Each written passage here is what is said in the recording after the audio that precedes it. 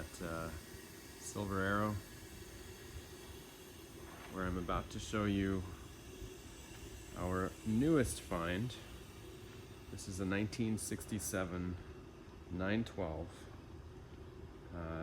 and this car has what we love to find in a classic. It has documentation back to 1974 and some notes that document it right back to the first owner. So it's pretty rare to come across a car that has all of its history. It's a little bit like a report card. You know, everything is there. See these cool Brumos Porsche decals on here. The fog lights. Now this was a pretty stock 912 until the most recent owner, who I believe purchased the car 2 years ago. You have to check the description because I've got it all broken down in there. And he went about making it a little bit cooler. I think it had I'm not sure if you have to correct me if these are the 5.5-inch wheels. There are some receipts from a long time ago for 4 different wheels. The chrome Fuchs style are period correct, but a little bit different. It's got a little chrome tipped exhaust plate. But anyway, the most recent owner, John, he went and modified the car a bit. So he had the engine rebuilt by this guy, Wolf, up island here, who sort of does racing motor builds and all kinds of neat stuff. There's pages of receipts for thousands and thousands of dollars on the engine rebuild. This is a fiberglass ducktail that's gone on the car. We are trying to track down the original engine lid, and if we do, that will go with the car. So it's got the wheels, the ducktail, the Brumos stickers, the fog lights, and then these absolutely gorgeous Recaro style racing buckets, or the comfy GT racing buckets with the houndstooth insert. And they look awesome in here.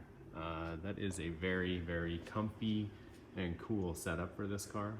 The seats that Porsche used in the early 911s and 912s were good, but they weren't anywhere near that good.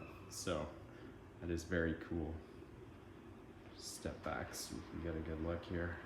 I'm hoping the rain stops while we're making this part of the video so I can go show you what it's like to drive this thing. Another fun fact, I've got a dealer plate down here for everyone wondering how I'm driving around with the plate that's in the photos, which is a 63 black plate, but this has been on the car since at least 74. There's service records showing that that plate had been on the car. I believe that's the front. I do not know what happened to the rear plate, but it is very cool that it still has the plate it's been wearing for over 40 years. So, let's maybe have a quick look at all the documents and get them out of the car. These seats are neat. So it's got also kind of a neat seatbelt, but there's just a big bar at the back of the seat, so it's really easy to release them. Just this thing, and you can grab it from either side. So in here you can see, can you see all of this? There is a 1970s section here. I think I went over this a little bit earlier. 80s and 90s, 2000, 1, 2, 3, 04 to 05.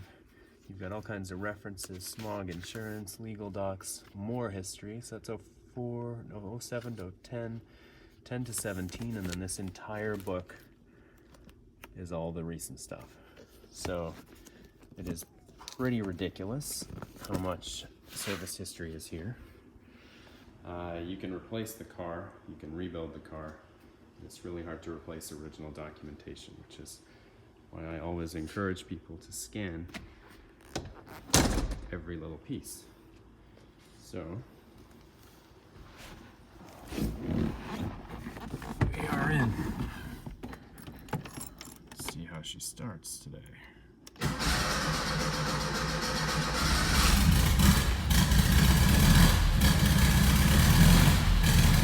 Nobody likes cold starts.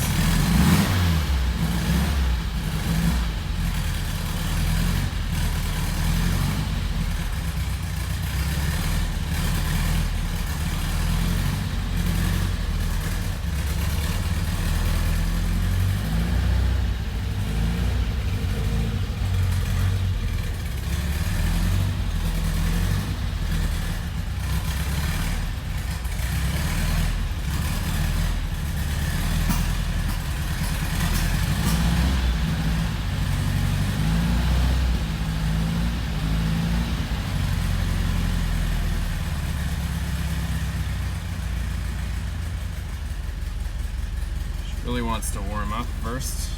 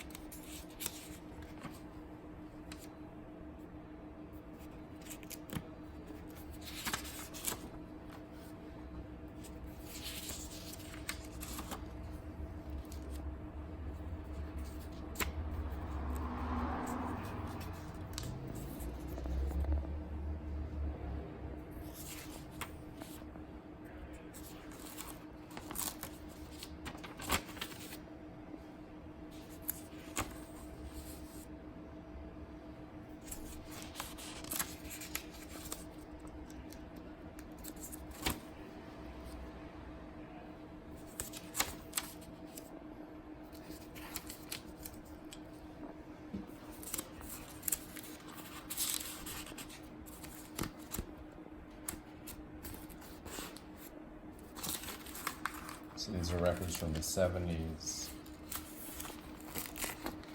the 80s,